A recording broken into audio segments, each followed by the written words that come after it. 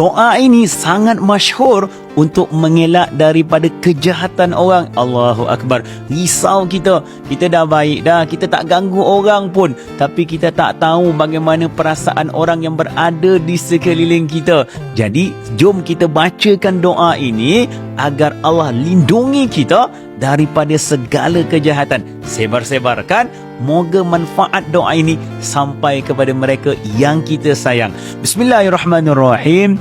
A'udzu bikalimatillahi tammati min syarri ma khalaq.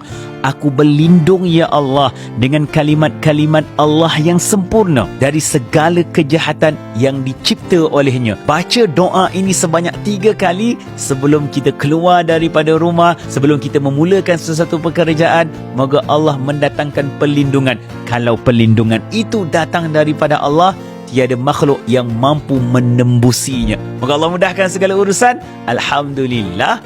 Jom berterima kasih dengan Allah.